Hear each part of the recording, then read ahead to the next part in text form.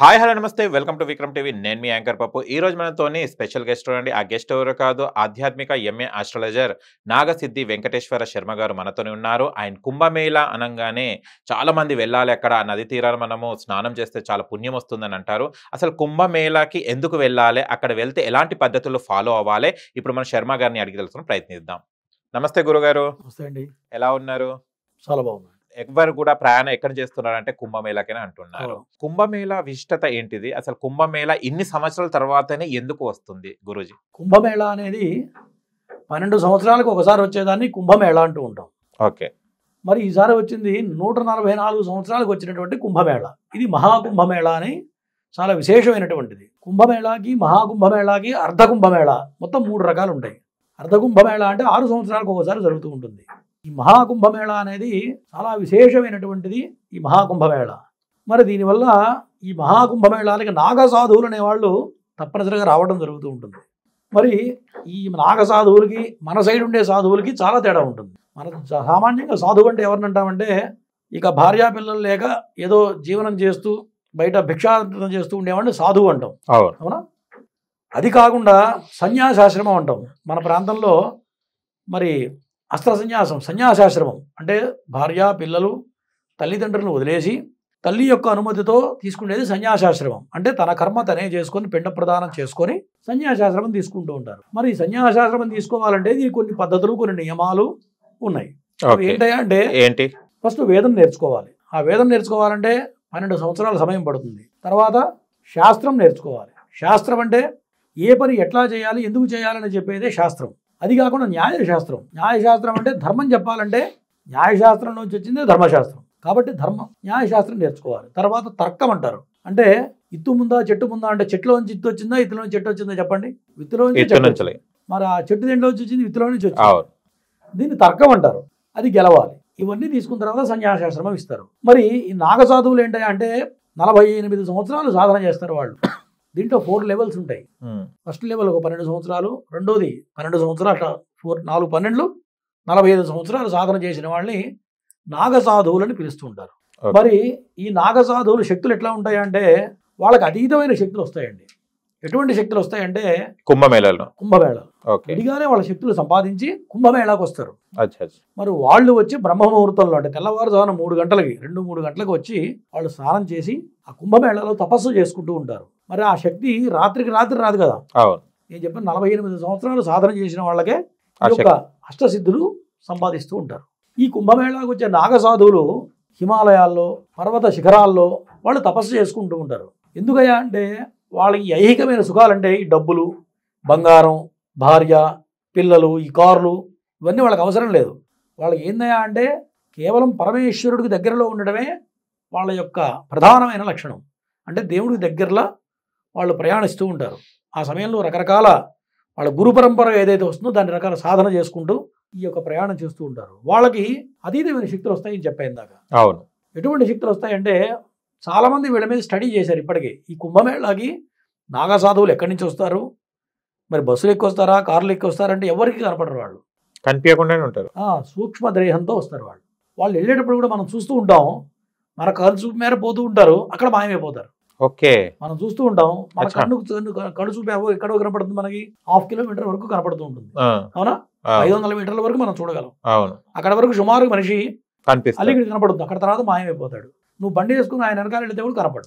ఏంటి సార్ ఇది చాలా విచిత్రంగా ఉంది. అంటే ఇప్పుడు జనరేషన్ తెలియదు కానీ ఇది ఇదంతా పాత పద్ధతులే. ఇవన్నీ శక్తులు ఇందాక చెప్పిన అష్టసిద్ధుల్లో ఇది ఒక శక్తి. వాళ్ళు సూక్ష్మదేహంతో ప్రయాణిస్తూ ఉంటారు. ఇప్పుడు మనమే ఉన్నాం, నిద్రపోతూ ఉంటాము. కలలో అమెరికా వెళ్ళొస్తాం, రష్యా వెళ్ళొస్తాం. మరి నిజంగా వెళ్ళొస్తున్నావా? మానవుడికి 4 దేహాలు ఉంటాయి. ఏంటి సరే? సూక్ష్మదేహం, కారణదేహం, మహాకారణదేహం, ఇప్పుడు ఉన్నటువంటి దేహం. 4 దేహాలు ఉంటాయి. దాంట్లో సూక్ష్మదేహాన్ని వాళ్ళు పొందుతారు. కారణం ఏంటంటే వాళ్ళ యొక్క యోగ నిష్ట ద్వారా, యోగ శక్తి ద్వారా ఇటువంటి శక్తులు వస్తాయి. ఇప్పుడు మా నాన్నగారు మా తాతగారు ఉన్నారు. ఆయన యోగ నిష్టతో ఇట్లా ఆకాశంలోకి ఇట్లా గాలిలో పైకి లేచేవాడు. ఇంట్లోనే 4 అడుగులు పైకి లేచి గాలిలోనే యోగ నిష్ట మనిషి పైకి ఇల్లంతా తిరిగేవాడు. అది ఎన్నాళ్ళ క్రితం అంటే 100 ఏళ్ల క్రితం ఈ సాధన ఉంది. ఇప్పుడు జనరేషన్లో చెప్పేవాళ్ళు లేరు, అది కంటిన్యూ ఫాలో అయ్యేవాళ్ళు ఎవరు కూడా లేరు. ఎందుకు పోయింది అంటే ఒక జనరేషన్లో భక్తి అనేది పోయింది శాంతం, అవునా? అవును. ఒక జనరేషన్లో అంటే మా నాన్నగారు వాళ్ళ జనరేషన్లో భక్తి మొత్తం తగ్గిపోయింది. ఇప్పుడు మళ్ళీ ఇప్పుడు యూత్ కాస్త భక్తి పెరుగుతుంది. ఆ జనరేషన్ గ్యాప్ ఎప్పుడైతే వచ్చిందో ఈ యొక్క కంటిన్యూటీ ఏదైతే ఈ యొక్క యోగనిష్ట ఏదైతే ఉందో ఇదంతా కూడా అంతరించిపోయింది. మరి ఈ హిమాలయాల్లో ఉండే నాగసాధువులు మాత్రమే వాళ్ళ యొక్క దివ్యశక్తులతో కుంభమేళాకి రావడం, వాళ్ళు అక్కడి నుంచి ఒక కలశంతో నీళ్లు తీసుకొని వస్తారు అక్కడి నుంచి. ఓకే. మరి సుమారుగా మహా ఉంటే నాగసాధువులు 100 మంది మాత్రమే నాగసాధువులు ఉంటారు. ఓన్లీ 100. మనకి టీవీలో ఎంతమంది కనిపిస్తున్నారు? వేల మంది కనిపిస్తున్నారు. మరి వాళ్ళందరూ ఎవరయ్యా గురువు గారు అంటే? అవును, ఉన్నవాళ్ళు 100 మందే. వాళ్ళు అనుసరించేటువంటి జనాలు, వాళ్ళ శిష్య పరంపర, వాళ్ళు ఫాలో చేస్తారు. కొంతమంది ఫాలోవర్స్ కొంతమంది ఉంటారు. అందరూ గురువు గారి స్థాయికి వెళ్ళలేరు కదా. అవును.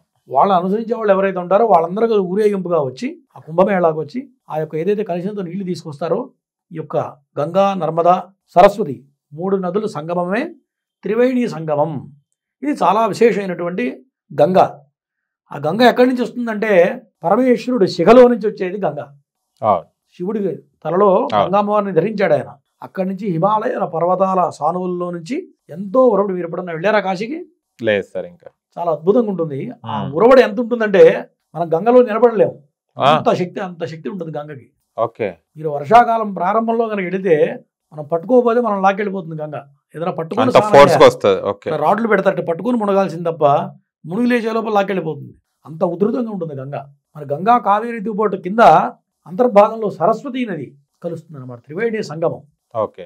అక్కడ చేయడం వల్ల ఎటువంటి పాపాలన్నా పటాపంచలైపోతాయి, దివ్య శక్తులు వస్తాయిట. దాని గురించే ఈ హిమాలయాల నుంచి యొక్క నాగసాధువులు వచ్చి కుంభమేళాకు వచ్చి మళ్ళీ ఇక్కడ పూజలు చేసుకొని తపస్సు చేసి మరి వాళ్ళు తెలిసిన అనుభవాలు కొంత చిన్న చిన్న గుడారాల్లాగా వేసుకొని భక్తులందరికీ ఉద్బోధాలు చేస్తూ వాళ్ళు తరించి 10 మందిని తరింపజేసి మరలా వారి స్థానాలకు వెళ్ళిపోయేదే కుంభమేళ. ఓకే. గురూజీ, ఇప్పుడు చాలా మంది కుంభమేళకి వెళ్ళాలంటే చాలా మంది ఇప్పుడు ఆరోగ్యాలతో కూడా ఉండాలి, వాళ్ళు కూడా అంత దూరం ప్రయాణించే వాళ్ళు కూడా ఉంటారు. కొంతమంది బెడ్ కి కొన్ని నియమాలు పాటించాలి, కానీ కొంతమంది ఓల్డ్ అయిపోయి వెళ్ళలేకపోతారు కదా. అండ్ వాళ్ళ కోసం కొంతమంది బాటిళ్లలో నీళ్లు తీసుకొస్తుంటారు కదా.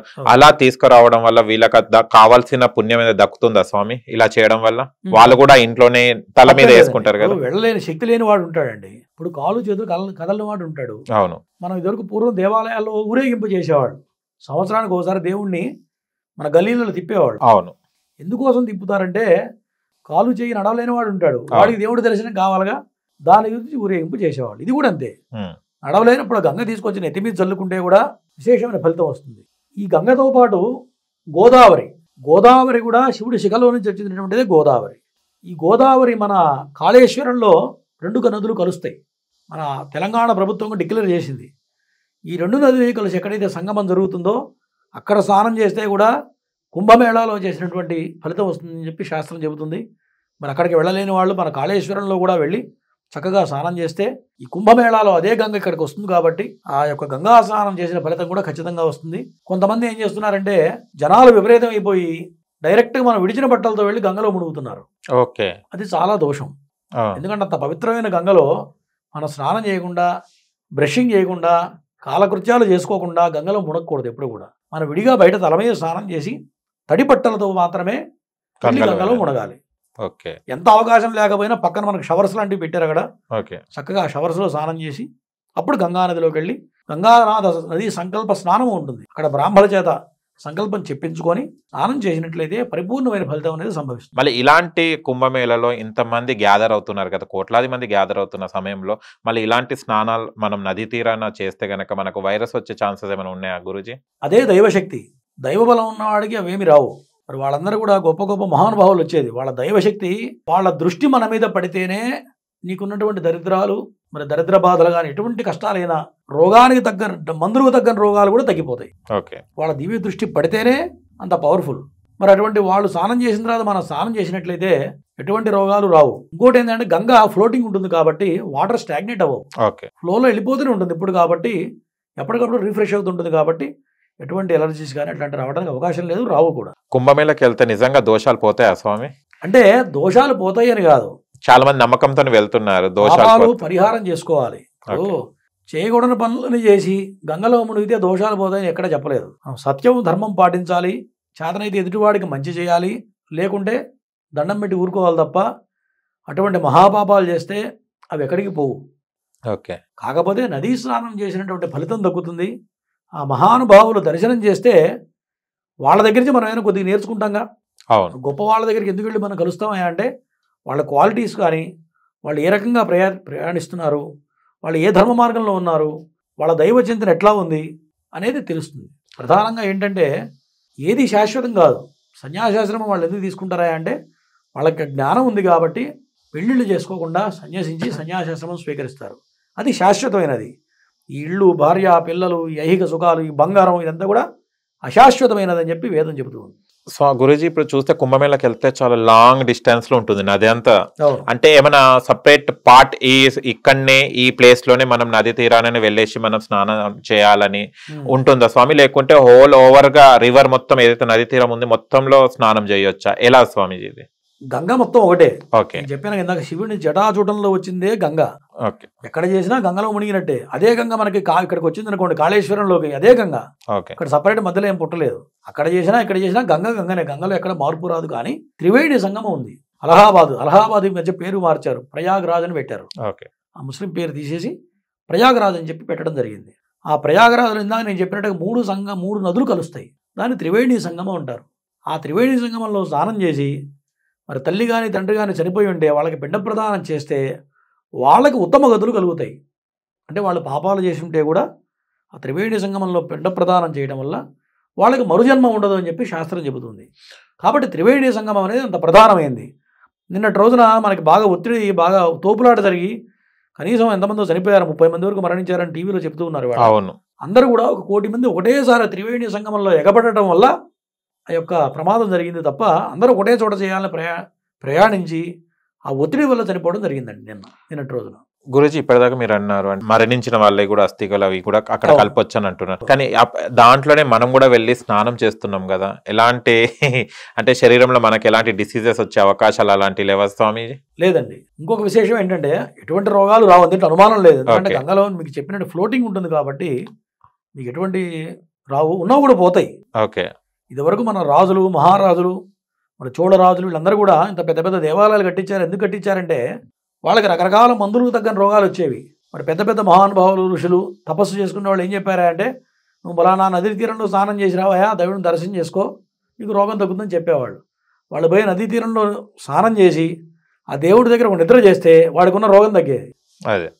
మరి ఆ దేవాలయానికి కొంత ఆస్తి రాసి ఇచ్చేవాళ్ళు మహారాజు అప్పట్లో. ఇప్పుడు దేవాలయాల మొత్తం అట్లా ఇచ్చిన దానం చేసినటువంటి ఈ ఆస్తులు కానివ్వండి, పొలాలు కానీ, బంగారం కానీ మొత్తం కూడా మహారాజులు ఈ విధంగా ఇచ్చినటువంటిదే. అదే. కాబట్టి అటువంటి రోగాలు రావు, ఉన్నవి పోతాయి తప్ప లేనివి అయితే రావు. అందులో అవకాశమే లేదు. ఓకే. చాలా మంది మన అక్కడ యోగినాథ్ గారు కూడా అక్కడ వెళ్ళేసి, సీఎం గారు కూడా వెళ్ళేసి నదిలో, అమిత్ షా గారు కూడా వెళ్ళడం జరిగింది. ఈ పెద్దవాళ్ళు అక్కడ చేయడం వల్ల ఇంకా పబ్లిసిటీ ఇంకా పెరుగుతుందని భావించవచ్చా స్వామిజీ? ఇంకా పెరిగే ఛాన్సెస్ ఏమైనా ఉన్నాయి? ఇది ఇవాళ ప్రారంభమైనది కాదు. 144 సంవత్సరాల నుంచి కుంభమేళా నడుస్తూ ఉంది. ఉత్తరప్రదేశ్లో కుంభమేళా అనేది చాలా విశేషం. అన్ని ప్రాంతాల్లో మన పుష్కరాలు వస్తుంటాయి, మన పుష్కరాలు వింటూ ఉంటాం. అవును. మనకు 12 రాజులు, గురువు ఒక్కొక్క రాశిలో ప్రవేశించినప్పుడు ఒక్కొక్క నది పుష్కరం అనేది సంభవిస్తూ ఉంటుంది. కేవలం ఈ యొక్క త్రివేణి సంగమం ఎక్కడైతే 3 నదులు కలుస్తాయో అక్కడ మాత్రమే మహాకుంభమేళా చేస్తూ ఉంటాం. ప్రధానమైనటువంటిది ఈ ప్రయాగరాజ్. అంటే గురూజీ, అంటే ఇది ఒక 144 అంటే ఇయర్స్కే కలుస్తుందా త్రివేణి సంగమం అనేది వస్తుందా, లేకుంటే ఎప్పుడు కలవదా? అది ఎప్పుడు సంగమం కలిసేదే. ఓకే. ఈ ముహూర్తం అనేది చాలా విశేషం. ముహూర్తం పెడతారు. ఓకే. గురుడు వృషభ రాశిలోకి వచ్చినప్పుడు చాలా విశేషమైనటువంటి ఒక పుష్కరం అనమాట. ఇందాక మీకు చెప్పా 12 రాశులు ఉన్నాయి. అవును. గురువు ఒక రాశిలో సంవత్సర కాలం ప్రయాణిస్తారు. మేషరాశిలో వస్తే ఒక నదికి పుష్కరం వస్తుంది, వృషభ రాశిలోకి వస్తే 2వ నదికి పుష్కరం వస్తుంది. అట్లా 12 రాశుల్లో 12 నదులకి కేటాయించారనమాట. దాంట్లో ఈ ప్రయాగరాజులోది ఇప్పుడు ప్రజెంట్ వచ్చినటువంటి సమయం. త్రివేణి సంగమం ఎప్పటి నుంచో ఉన్నది. కాశీ అనేది 4 యుగాల నుంచి ఉన్నది. మీరు ఇప్పుడు కాశీ కొత్తగా అనుకుంటున్నారు, ఏదో అంతా ఇట్లాంటిది ఏం కాదు, మాయా మాటలు కాదు. ఓకే. కాశీ అనేది త్రేతాయుగం, ద్వాపరయుగం, కలియుగం నుంచి ఉన్నటువంటిది కాశీ. ఓకే. హరిశ్చంద్ర మహారాజు కాశీ నగరాన్ని పరిపాలించాడు. ఇప్పటికి కూడా హరిశ్చంద్ర ఘాట్ అని ఉంటుంది అక్కడ. హరిశ్చంద్రుడు పరిపాలించిన అక్కడ సింహాసనం కూడా ఇప్పటికి కూడా కాశీలో ఉన్నది. హరిశ్చంద్రుడు పరిపాలించిన సింహాసనం ఇప్పటికి కూడా ఉన్నది కాశీలో. రామచంద్రమూర్తి ఆయన సింహాసనం ఇప్పటికి కూడా కాశీలో ఉన్నది. ఎంత ఎత్తు ఉంటుంది అంటే ఈ ఆసనం 20 అడుగులు ఎత్తు ఉంటుంది రామచంద్రమూర్తిది. అంటే రామచంద్రమూర్తి 60 అడుగులు హైట్ ఆయన ఉన్నాడు. అంటే ఎన్ని యుగాలు వచ్చినా ఎన్ని ప్రళయాలు వచ్చినా కాశీ మాత్రం నశించదు అని భూమి మీద చెప్పారు.